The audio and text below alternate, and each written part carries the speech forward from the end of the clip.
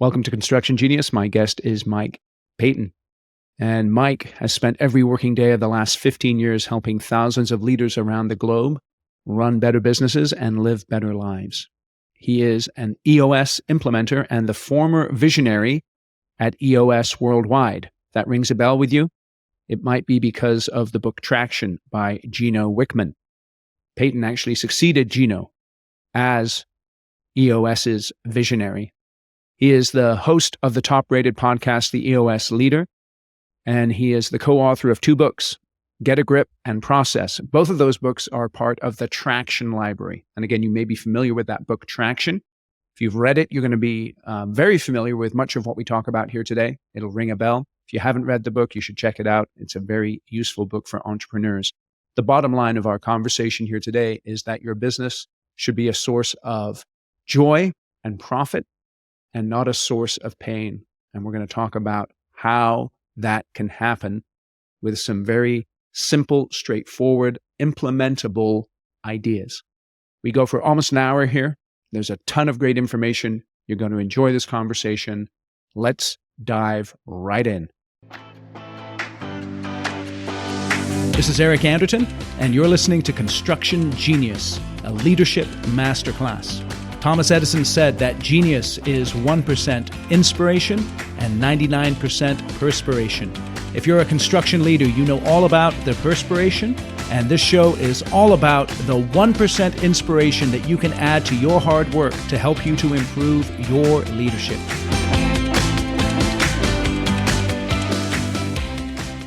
Paton, welcome to Construction Genius. Hey, thanks, Eric. I'm really grateful to be here.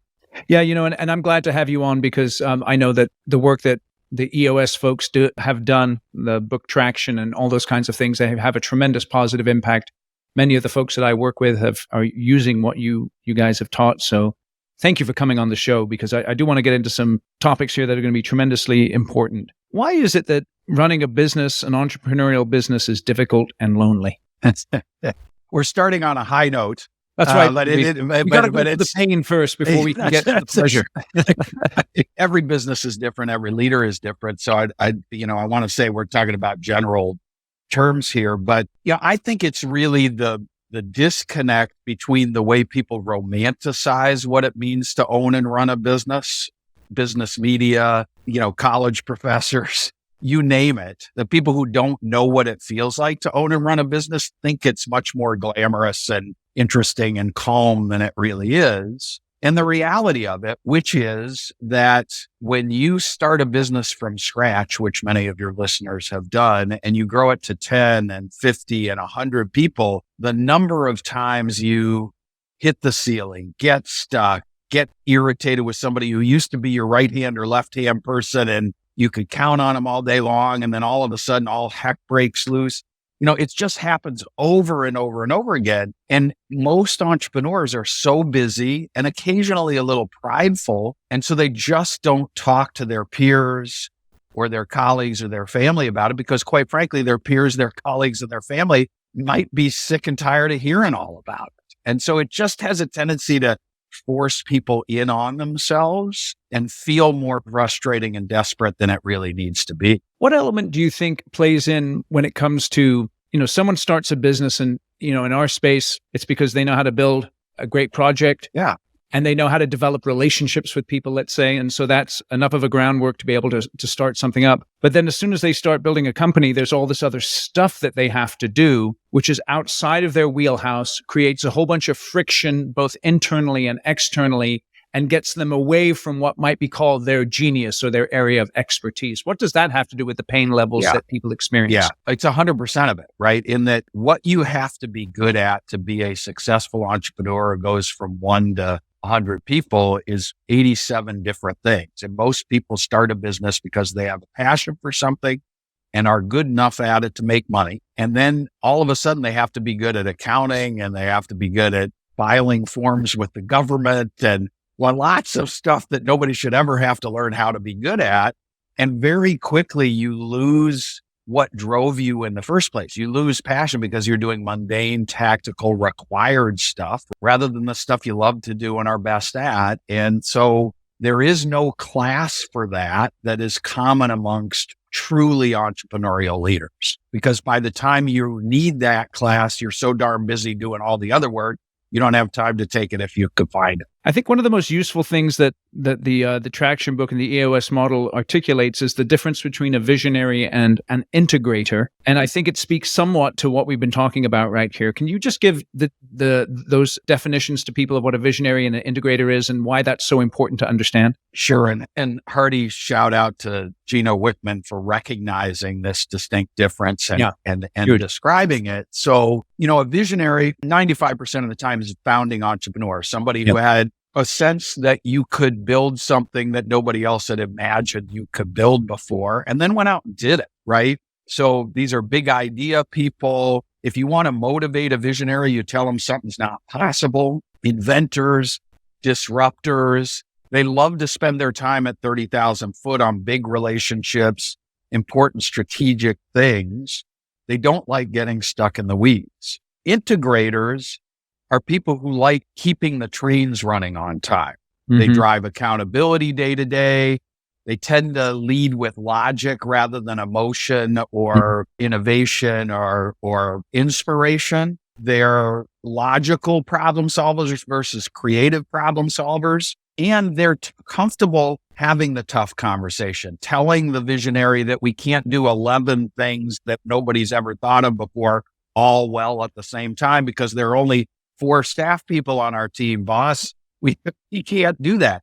And so those are the two personalities per se. And the key when you're in a rapidly growing organization is recognizing which of those types of person you are and making sure that you sign up for the kind of work that helps an entrepreneurial company grow that leverages your strengths and tendencies rather than constantly being stuck trying to be something you're not. What do you do in a circumstance where you have a partnership in a business and perhaps both tend towards being visionaries? Pray that you can find somebody else in the organization who can be your integrator. Yeah. And leverage the visionary. I mean, there are lots of organizations with multiple visionary personalities in it.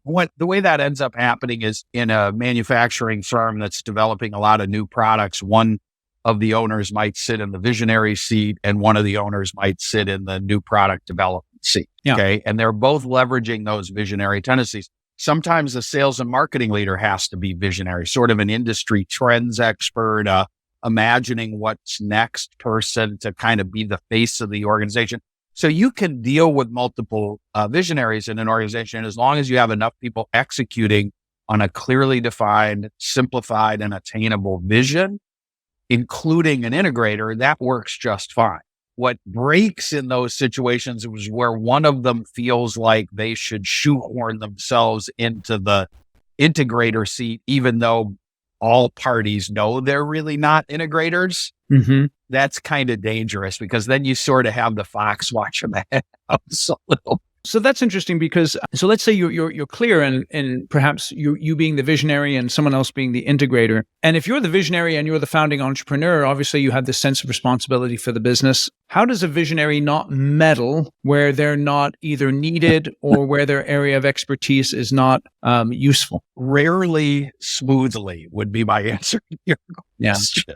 So it's hard because most visionaries built a company from scratch because they were willing to do whatever work needed to be done, including picking up cigarette butts outside the office, front door of the office. And, you're on a job site at a construction trailer and it looks like nobody's organized their work area. And so you wait till everybody goes home and you reorganize everything at the construction trailer because you're so irritated with your people. Those are all very natural visionary tendencies. And, the choice a visionary has to make is, do I want to build a company that's growing and scaling because the people that report to me own 100% of the job I need them to be great at in order to take this company to the moon? Or do I want to grow and scale a company by relying on my own ability to jump into their seat and do the work for them when they won't? And you can't have both. And my clients who are the latter, there's nothing wrong with that. If you're a perfectionist and you're never going to cure your perfectionism and nobody's ever going to do the rudimentary tasks better than you, then you probably need to think, hey, there's a capacity to the number of active projects we can be managing at any one time because once we have so much going on that I can't determine whether or not meddling is necessary, I'm going to lose my mind and I'm going to drive everybody crazy. That's the choice you have to make. So then that takes my mind then into the EOS process a little bit, because, on the one hand, I may be a visionary and I may understand intellectually that I shouldn't meddle. But on the other hand, in my daily behavior, I can't help but meddle. So one of the key aspects of the EOS model, and some of the listeners may be familiar with this, but they may not be, is what's known as the level 10 meeting. How does the level 10 meeting then relate to enabling the visionary to let go a little bit and allow people to do their thing while still having a sense of control and visibility on actually what's happening in the business? Yeah, you said that well, and I would broaden the application of what I'm about to share with you beyond the level 10 meeting, because when Gino built EOS and talked about the EOS model, strengthening the 6 key components and cobbled together the foundational tools of EOS, a lot of the tools are like the level 10 in that what they're trying to do is give the people who own and run the company and operate more effectively at that 30,000 foot level. It's not just the owner and the visionary. Sometimes it's the integrator and the head of sales. And, we all as leaders have a tendency to over meddle, right? So what we're trying to do with the level 10 meeting, which is a weekly meeting in which we smoke out issues, make sure things are on track, drop off track things down to the issues list, and prioritize and solve issues. That's one of the many tools in EOS that gives a visionary or a leader enough visibility into what's working and not working, backed by data, owned by leaders that you're meeting with every week, that when something is going to benefit from your involvement and when your team hasn't. It also invites your team, because of the spirit of a level 10 meeting and because of the culture that develops when a leadership team is working with a professional implementer in quarterlies and annuals. It develops the kind of relationship between the owner / visionary and or the other leaders on the team, so that if they feel the visionary is over meddling, they feel comfortable saying that, "Hey boss, I've got this. I know you're worried. What can I do to bring you up to speed and help you understand where I am in this project?" That either confirms your suspicions that I'm off track or makes you feel like I don't need you to jump in. And that together, those two things together really, really help. It's interesting because what you said there about clearly identifying where the company will benefit from my input, I think is really, really important, because then the leader is able to marshal their resources and their insights in the places that will benefit the most in terms of the organizational's growth and success. That's right. One of the best check-ins I ever heard from a visionary at a quarterly session I was hosting. We start every session with good personal news from the prior quarter and good business news. And he said, the good business news is that we just won the biggest account we've ever won. But that's not the good news. The good news is I had absolutely nothing to do with it. Yeah. Okay. That is such positive feedback for a visionary that I've created an environment and clarity around what we're trying to accomplish here that allows and encourages people on my leadership team and next levels to do the stuff I would be doing if I could clone myself and put myself in every seat. And I just get to watch and occasionally be an orchestra conductor. That's fabulous. Someone just popped into my head, a company that I know, where the CEO has trust issues. The result of those trust issues is a tension with the president of the organization. Mm-hmm. What advice do you give to the CEOs to help them to understand if their trust issue is a me thing or a them thing? We were going to have to schedule a second podcast to answer that question. A couple of things. When we teach the people component in an EOS implementation, we're making it clear that 100% strong in the people component is you got to have right people in the right seats. Yep. So a right person shares the company's core values, exhibits the cultural drivers of the organization. Right. So consistently that they're model citizens, right? You can't imagine running the company without tens or 20s or hundreds of these types of people running around. And that's a right person. Okay. Right seat means they're really good at a critical job to our organization that's been carefully and clearly defined. Okay.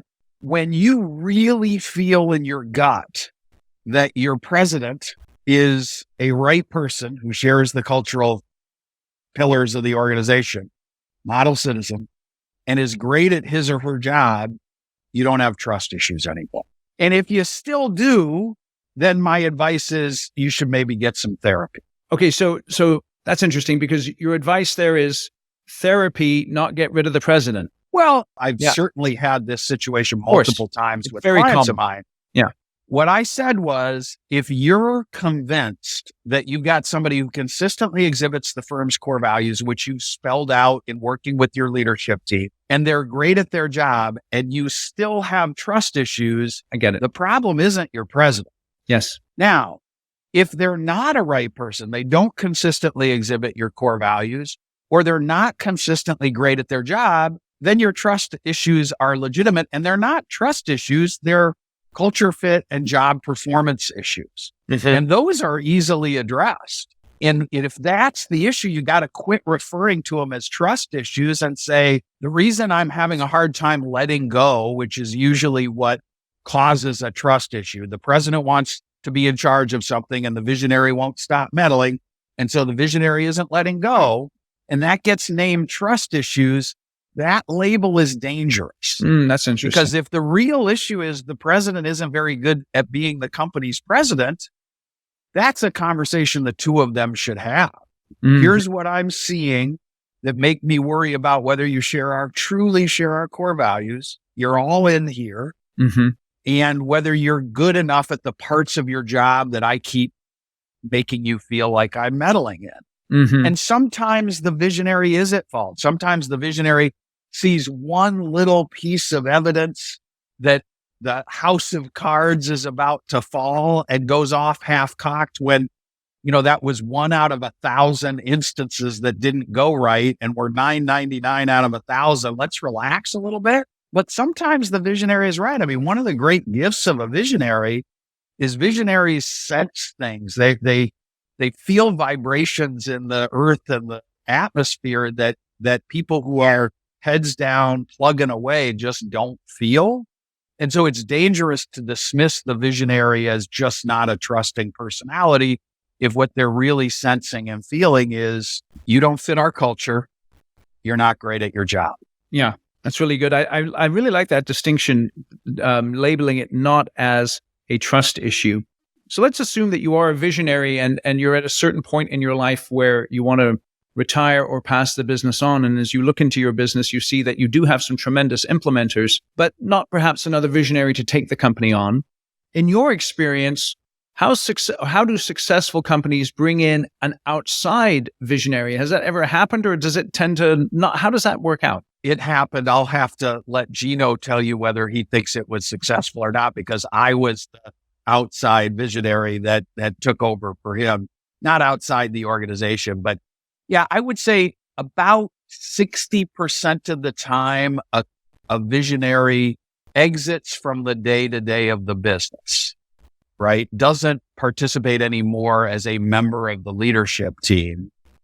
About 50 to 60% of the time, the visionary seat gets filled with somebody else, but 40 to 50% of the time, it doesn't. The company becomes an integrator-driven business. And the work currently being done by the founder or the visionary gets parceled out to other members of the leadership team. Interesting. And either can work, because one of the things, Eric, that people get sort of twisted around the axle with is just because you're a visionary doesn't mean you're not capable ever of tactical execution. Right. And just because you're an integrator or a leadership team member that sits in a seat that isn't called visionary doesn't mean you don't have visionary tendencies. So most leadership teams have people that are adept at creating and executing on a company vision. The only difference is we just need to make sure those roles are being filled and there's clear accountability for them. We don't need them all to be filled by one person anymore if that isn't the right solution for a business. Okay. The EOS system is something that many people I know listening to this podcast are familiar with. I understand if you're not familiar with it, you should go out and grab the book Traction and get familiar with it. So I'm going to go on that assumption right now. What are some of the biggest mistakes companies make when they're trying to implement the EOS model into their operation? And if you want to give a brief overview of that model, feel free to do so, or if you just want to dive in. Yeah. So EOS is just a high level description. It's a business operating system. It's a way of operating an entrepreneurial company, for lack of a better term. It's got a model that defines the journey a company takes, the EOS model, strengthening the 6 key components in the EOS model. It's got a process. What are those 6 key components? Yeah, those 6 key components are the vision component, the people component, the data component, the issues component, the process component, and the traction component. Okay. And the mission you're on when you're implementing EOS is to get those 6 key components to 80% strong or better, measuring progress on the journey by assessing how strong or weak we are on a scale of 0 to 100%. And 80% is a truly great organization. 100% is nirvana. Nobody's ever going to get there. Yeah. And so at a high level, using a proven process and a toolbox of simple, practical, timeless tools, an EOS implementer like me, or sometimes an internal self-implementer within an organization, helps his or her leadership team strengthen the 6 key components of EOS by implementing these tools and therefore running on EOS. And so, common mistakes: focusing too much time and attention on one of the 6 key components rather than taking a holistic, they're all important and interdependent approach is very common. I've got a lot of people who, especially self-implementers, who think before they start working on the rest of the EOS model, they should make sure they have the people components strong. Yeah. Well, the problem is, in order to get the people components strong, in many cases, you're relying on the other 5 key components. So if you're not doing any of that work, it's 10 times harder to strengthen your people component. So that's one. So, but let me ask you about that real quick then, because oftentimes a people problem masks a different issue. Yep. And so if I can't rightly identify the issue, let's say I change the person or reposition the person, but the issue still keeps going. Yeah. How can I avoid that stumbling block of calling something a people problem when it's maybe a process problem, or it could even be a vision problem? Like, I'll give you an example. One of my clients, they just figured out this week, we're in the wrong business. Because we talked about what's the purpose of your business, what are your talents, and what business should you be in to maximize your talents. And they looked at what they're doing and they're saying, this part of our business, we need to jettison. We can't do that business anymore. Yeah. So you've just exemplified what I'm talking about. You don't know that it's a people problem until you're sure you're aligned around a clear, simply defined vision. You've at least acknowledged that we do or don't have a set of core processes that we're consistently following or not. And this is why I say the mistake is not taking a holistic approach. So it's dangerous to focus exclusively on the vision component. It's dangerous to focus exclusively on the people component. It's dangerous to focus exclusively on the traction component. You got to approach it all, which is why the proven EOS process is so important. Because, Gino, when he was testing this system and figuring out how to deliver the value we deliver to our clients in the early days, he was just trying to figure out what to teach when to get maximum impact. Yep. And we think we've got that pretty good. So do you typically start then with the vision, or do you go in and try and identify problems first? Yeah. So the first step in the journey is what we call a 90-minute meeting, which is where an implementer lays out for a leadership team what a company running on EOS looks like at the end of its journey. And that's actually designed to scare people away who don't really want to do the hard work of implementing EOS, and to make sure there's good fit there. Okay. Yep. Then we work on the traction tools first, the stuff that drives clarity and accountability around execution. And then we do the vision work. Okay. Because once we craft the vision, there's a hunger for that vision to be executed upon right away. And so what we're trying to do is build the execution muscle of the leadership team while we're working on the vision part of it. And then it's grease lightning from there. It's all about execution on a clearly defined vision. Okay. Hey, hope you're enjoying the conversation with Paton here today. And just want to remind you about my book, Construction Genius. Effective, hands-on, practical, simple, no BS leadership, strategy, sales, and marketing advice for construction companies. And that's the wonderful thing about Construction Genius is it is rooted in my 2 decades of experience working with construction companies. And so it's specifically for people who are struggling with the challenges associated with leading a construction business. And if you would like some leadership, sales, strategy, and marketing advice, then you should buy the book. And this is what you should do. You go to Amazon, you purchase 10 or more copies. You then shoot me an email at eric@constructiongenius.com and say, Eric, I purchased 10 copies. I will reply to your email and I'll say, hey, why don't we schedule a 1-hour question and answer session with you and your leadership team where I'll answer any questions you have about the book and do an additional bonus training. That 1 hour would normally be $3,500, but I'll do it at no charge for you in exchange for you simply purchasing 10 or more copies of the book. So that means you're going to have to invest about $200 in the books in order to get that $3,500 session. So that's a pretty good deal. Anyway, so feel free to go out to Amazon, purchase the book, and then hit me up, eric@constructiongenius.com, and we'll get that 1-hour session scheduled. All right, back to my interview with Paton. You have a book on over your left shoulder, I believe. There it says How to Be a Great Boss. Yeah. So why do you use the word boss instead of like leader? Yeah. How to Be a Great Boss is the book that teaches an EOS discipline or tool called LMA, which stands for Leadership, Management, and Accountability. Okay. And our approach to teaching this is that leadership, management, and accountability is actually an equation. You've got to be a great leader. You've got to be a great manager. Those are 2 distinctly different skills, disciplines, approaches. And if you do those 2 things well, you will attract accountable people and irritate or scare away people who aren't accountable. And the combination of leadership and management makes you a boss. Okay. So then the first thing that popped into my head is, dude, I know tons of visionaries who might be labeled as great leaders, but the reason they bring in the implementers is because they're not great managers. So if I am a great leader, how do I become a great manager?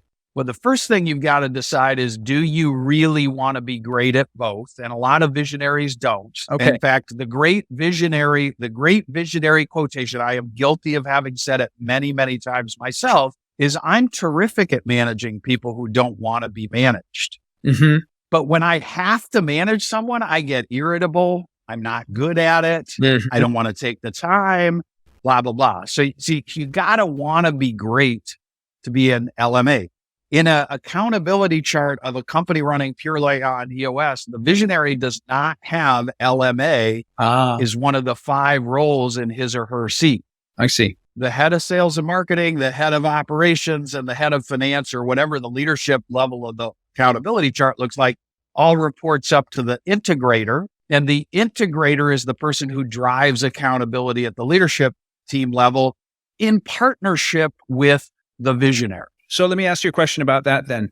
So I'm assuming then you would say the implementer must be sort of the LMA type person. Is that correct? The integrator, yes. The implementer is the professional like me who helps the leadership team implement EOS. The integrator is the partner to the visionary. Sure. Now, would you require, let's say, the head of sales, the head of operations, the head of finance to be LMA as well, in light of promoting and hiring? If they have 1 or more direct reports, yes. Sometimes we're implementing EOS and the head of sales is actually the one salesperson. No, but yeah, if they have people reporting. But yes, for sure, LMA is the most important role of anybody who manages people in your organization. But then what that does then is it reminds me that most people get promoted into a leadership role or a management role because they're good technicians, but they're not necessarily good leaders. I mean, we can give... You're 100% right. It happens in almost 100% of companies, right? I mean, there's the very rare company that says, hold on a second, this guy is a kick-ass project manager, but we know that if we promote him, it's not going to work.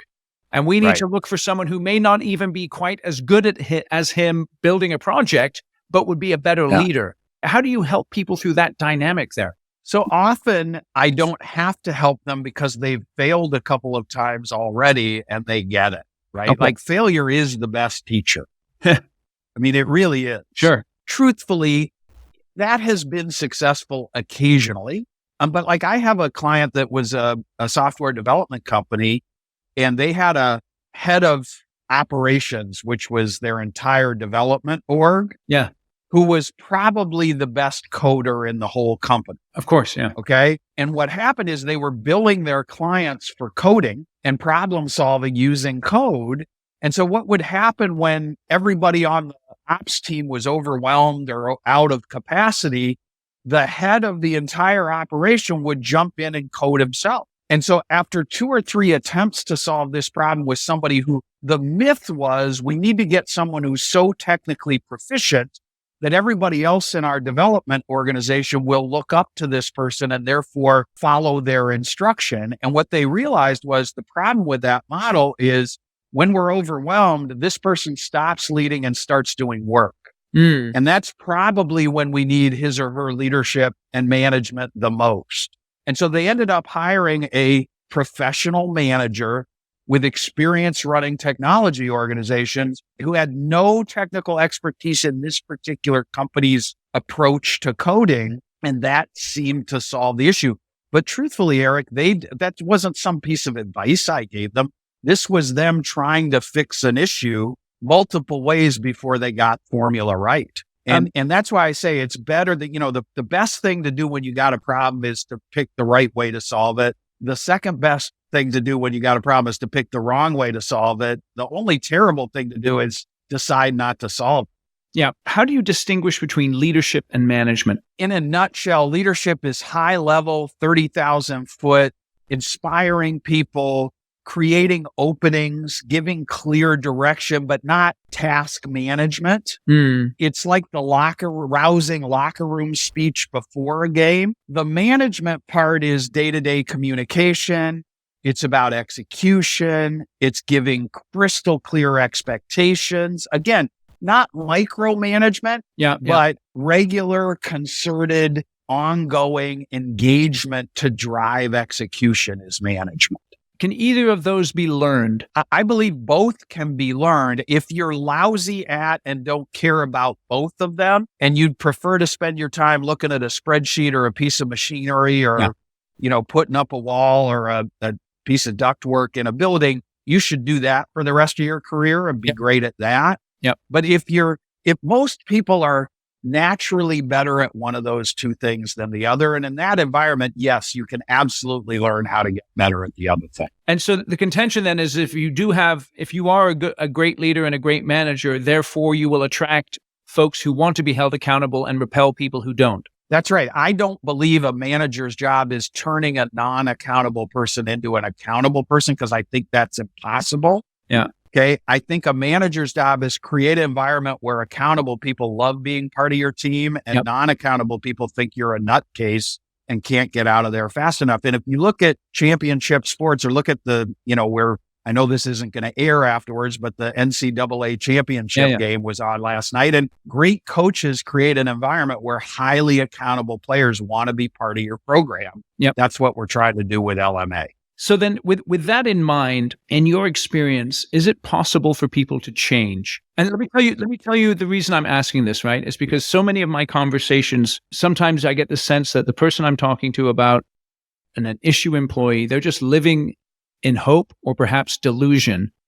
And I ask them sometimes, listen, if this guy or gal is still with your company 6 months from now, do I have your permission to yell at you? Because we're having this conversation again and again, and yet they still live in hope that somehow this person can change. So before I get to that level of frustration, and trust me, frustration is a natural outcome of lots of conversations, because I lead with a lot of passion. The first question I ask is, how did this person take it when you gave this feedback to them? And I cannot tell you, Eric, how many times I get kind of a blank stare and, well, I don't know if I've put it in exactly these terms.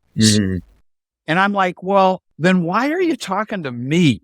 That's excellent. So I believe every employee deserves to know where his or her boss perceives there's a gap between culture fit, job fit, and rock completion. And your job as a good leader and manager is never to leave them wondering about where that gap is and where they're hitting it out of the park. That's good leadership and good management. Okay.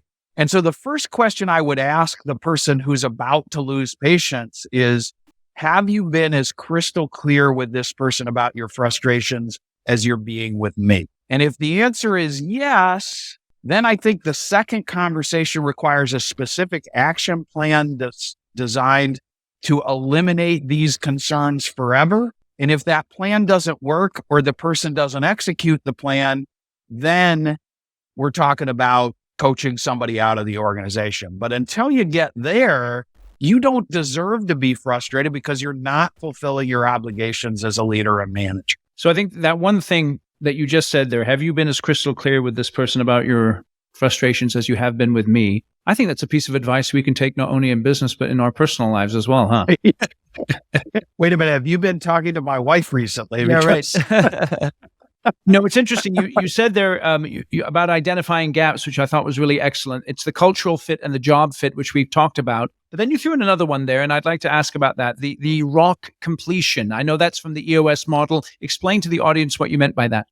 Yeah. So what we teach when we teach LMA, and it's ironic we're having this conversation because this morning I spent in a room full of mid-level managers for one of my longtime clients teaching this stuff. We teach that a manager, an organization has three expectations of every employee. You got to share our core values and fit our culture like a glove. You got to be great at your job, and you got to do something that makes yourself better, the team better, or the organization better every quarter. We call those rocks. And rocks are just 90-day business priorities that either solve an issue or develop a person or create something new that moves the organization or a team or a person forward in some material way. The term rock is just synonymous with priority. Yep. Okay. And so one of the things we're trying to do is encourage a person who's got a company with 100 people in it to quit owning all of the projects in that organization themselves. Yeah. And say, what if everybody in this organization had 1 to maybe 3 to maybe 7 priorities a quarter, and they were accountable for executing on those priorities? And so you got a bunch of people trying to get better themselves, help their teammates get better, or make the company better every frickin' 90 days. Would that help you generate traction in your organization? And everybody's like, yes, you bet. And so that's what a rock is and why we incorporate that into the feedback. And is the rock in addition to their quote unquote day job, or could it be a part of the day job? How do you look at that? A little of both. So there are some quarters where your day job is so demanding that you don't have any bandwidth for above and beyond my day job rocks. And there are some quarters where your day job is, kind of mundane and predictable, and you do go outside your day job. That changes at various levels of the organization. So at the leadership level, it's almost always above and beyond stuff. Not always, but almost always. At the next level, it's about 50-50. And down at the front line, a lot of times a machinist in a manufacturing company or a tradesman in a construction company would have a rock to cross-train on some skill he or she hasn't fully developed yet. Yep. Maybe to train in a new apprentice might be a great rock for that person. It's very tactical stuff, but man, it's really important when you're trying to grow and scale a business. That's interesting. You were just talking about how you were having this meeting with mid-level managers. I spend a lot of time working with executives who are not necessarily the CEOs of their company, but they're at some level of mid-management, whether it's in the executive team or even below that. What is the biggest advice or the most important advice you can give to middle managers on how to lead up and down and across the organization? Well, but the first piece of advice is when you tell the people that you report to that you'd like to get better at leading up, they generally don't like that. Yeah, right. Be careful about your choice of words there. So, it really goes to the vision component for me, Eric. Like, I think a mid-level manager is far more likely to be effective in a company where the people at the top of the organization have taken the time to clarify who we are at the core, where we're going long-term, and what we all need to be focused on in the next quarter, year, and 3 years in order to feel confident we're executing on that vision. Yeah. And if you're working in an organization where you're not getting clarity or a sense that everybody in the company wants the same answers to those questions, then I'd start the conversation there. Hey, I'm just not 100% clear on who we are at the core, where we're going long-term, whether or not we're all on the same page here. And again, a mid-manager has to be careful about that, because that's tantamount to saying, I'm not sure how to do my job, boss. Could you really help me with that? And so I get that, but that's why the Traction Library and the other content that we've created around defining EOS and the EOS model is so important, because you might give a copy of Traction to the owner or the integrator of your leadership team and say, hey, I've been studying this system called EOS, and something like this might help us execute better. Sure. That's probably the best way to approach it. Okay, so let's say you're the implementer and you have two key managers, and let's assume that they're relative good fit in terms of the core values. They're really good at their job, but they hate each other. Wait a minute. Is one in charge of sales and the other one is in charge of ops? Because that's never happened. Yeah, before. I know, right. Or it could be, I know, like in construction, you can have someone who's in charge of the field and someone who's in charge of the office, right? And, anything, yeah. So the first thing is to quit triangulating that, to quit creating a drama triangle around that. First of all, it's not the integrator's job to solve this problem. It's those two leaders. Okay. Mm-hmm. And so I go back to the thing I think I said earlier, which is the first thing I ask them is, if somebody comes to complain to me about it, which is usually the way this works, I just say, so what did Bill say when you shared this frustration with him? Yes. Well, I'm coming to you because I don't know how to share this frustration with him. Bill won't listen to me. He doesn't even like me. And that's where you get to say, I don't know how I can fix that in a conversation that Bill's not a part of. So if you and Bill aren't able to talk through this yourselves, are you asking me to facilitate a dialogue between the two of you that stays professional and healthy? Because I can do that, but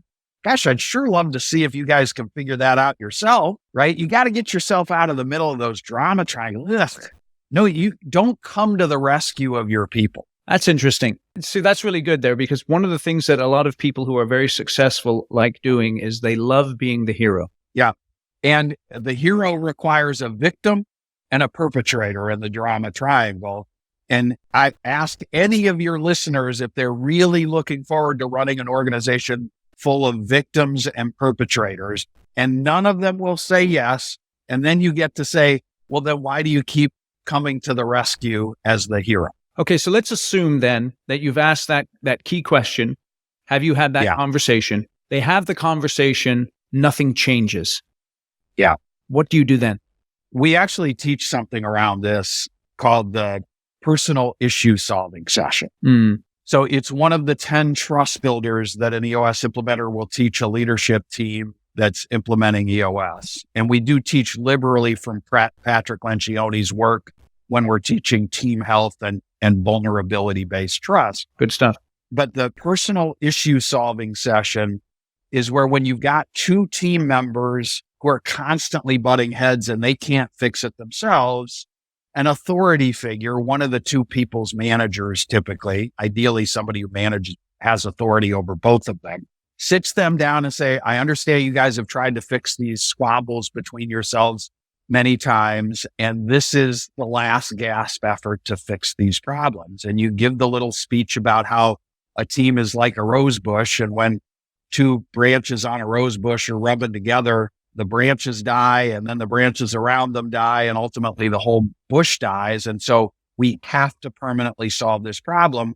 And if we can't solve it by encouraging you two to work through whatever problems you've got with one another, I'm going to solve it by removing you, or both of you from the organization, because I can't do this anymore. Right. And then you have them share 3 positives and 3 constructive pieces of feedback with the other person, and you work through resolving the source of conflict in those 3 pieces of constructive feedback. And hopefully you craft a journey that the two will be willing to embark on to start working together more effectively. I've seen that work more than 50% of the time, right? But it isn't a lot more. It's not.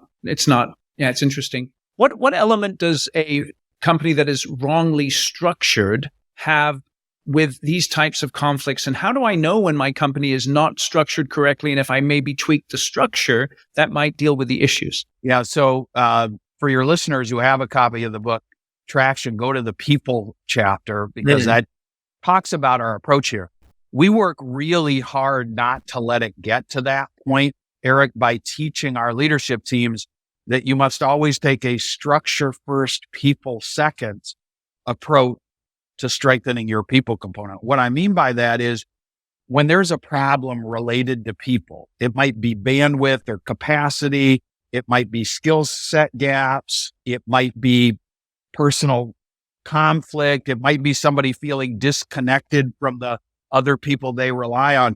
The first thing you have to do is fire everybody in your brain, at least, and start from scratch, assuming none of those problems exist, and ask yourself, what would the structure I need my company to be organized by look like if I weren't dealing with these problems? Forget about the people you're working around, because what happens a lot is you'll get people who are really good at 3 or 4 things that are logical parts of their job, but they're lousy at 2 things that aren't. And they'll just create all kinds of mess around those 2 things. And often in an organization that's rapidly growing is that creates like a knot in a tree. And all kinds of ancillary problems are related to the fact that somebody who's in charge of sales in our organization should really be good at these 5 things. And Bill is only good at these 3 things. And he keeps making everybody around him miserable because he won't do these 2 things. That's a structure problem, not a 2 people are butting heads problem. I see. And you got to figure that out. It's excellent. So as we're wrapping up the interview here, what is the one piece of advice you would give to an entrepreneur who is stressed out, overwhelmed, and perhaps on the verge of quitting his business, even though he's enjoyed some success, but he really has that desire to take the company to the next level, to really deal with some of these issues on a systemic basis? Yeah. I would say, first of all, it is not your lot in life to constantly feel that way when you founded and are growing a company. I think I interact with a lot of people in the early parts of their journey who just feel like if you're an entrepreneur, this is the way your life is supposed to. I'm supposed to be miserable and lonely. Yep. It is. That's not true. I see lots of highly visionary, highly driven, very hardworking entrepreneurs who feel really good about their ability to be good husbands, fathers, and involvers in other passions. The second thing is you gotta look outside yourself for help. And I'm not saying you need to look out for to an EOS implementer or implement EOS. I'm just saying lean on your leadership team. Expect them to be part of the solution. Look for a system, be it EOS or something like EOS, that you and your leadership team feel like you might be better running your company if you had something like this that kind of gives you a set of rules to play by and a set of tools to implement. So you're not personally responsible for figuring out exactly how you want to do that. Okay. And then leverage the help you're getting. Don't ask for a bunch of help.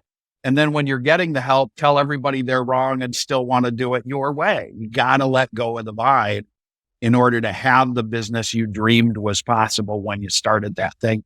And that's the last piece of advice. Never let go of what you believe is possible around the passion that helped you start the business in the first place. You can have the business you want, but you probably can't do it yourself. Right. How do I avoid then as a business owner falling for consultants' magic pills that sound good, but then leave me disappointed? Yeah, I think that's the thing I really respect the most about what Gino built in EOS is he hated consultants as much as I and every other visionary I know, because that sort of dependence on, well, you're going to fix this one problem, and the minute I pay you for that problem, you're going to find 3 more that you want to get paid for. I mean, make sure you're plugging into a proven antidote to your problem. Sure. Like get some evidence that it's worked for other organizations like yours. And B, trust your gut. I mean, that's the other thing. One of the saddest things for me to watch is most entrepreneurs have world-class gut instinct. It's the reason they're successful in many cases. But then when they've struggled for a year or two, they start losing confidence in that gut. So if something feels like a charlatan to you, trust that and then do more research. But it's okay for you to expect tangible benefit from the money and time you invest in fixes. And when you're not getting it, speak up, ask for more, and trust your gut. Excellent. Excellent. Well, Paton, you've been very, very generous with your time here. Tell us a little bit more about yourself. For the folks who aren't familiar with EOS, tell us a little bit more about that. How can people get in touch with you, take advantage of the tools that you guys offer? Yeah, very simply, I grew up in an entrepreneurial household, and after a 10-year stint in banking, helped run 4 different entrepreneurial companies before discovering EOS. I became the first person outside of Michigan who ever heard of EOS and the first implementer to build his own practice in a market. I'm here in Minneapolis. I've been doing this for 17 years. I spent 5 years running EOS as the visionary, succeeding Gino Wickman. And then I retired from that role right at the start of COVID. Excellent timing, completely accidental. But because I love helping leadership teams and business owners get what they want from their businesses. And so that's what I do full time. I'm a full-time EOS implementer and speaker, love sharing EOS with the world because I really believe that you can get what you want from your business. And I'm passionate about helping people do that.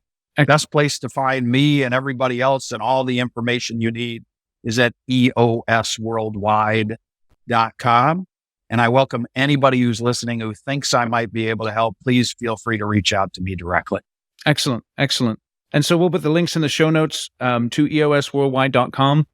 And Paton, thanks again for your generosity. And I appreciate you coming on the show here today. A great pleasure, Eric. Thanks for hosting. Appreciate it. This is Eric. Thank you for listening today to Construction Genius. Hope you enjoyed my interview with Mike Paton. Feel free to check out eosworldwide.com for more information on the EOS system that we were discussing. And also, please share this interview with other people who you think would benefit from listening. And of course, go out to Apple or Spotify, Google, YouTube, wherever you get your podcasts, and give the show a review, give it a rating. And I really appreciate that because it helps the show to get seen by other people on the internet. Thanks again for listening today to Construction Genius. Thank you for listening to this episode of Construction Genius. Hope you found that 1% of inspiration to help you in the next few days. If you like the show, please give us a 5-star review on iTunes, share it with other construction leaders who you think would benefit, and always remember that the show is brought to you by Kick-Ass Meetings. I've been working with construction leaders since 2004, teaching them how to run extremely effective problem-solving meetings that gets their people collaborating, taps into their creativity, and to get yourself a free copy of the Kick-Ass Meeting Report, go to www.ericanderton.com/kickassmeetings. Grab yourself that free report, read it, use it in your business. You'll find it extremely useful. And thanks again for listening.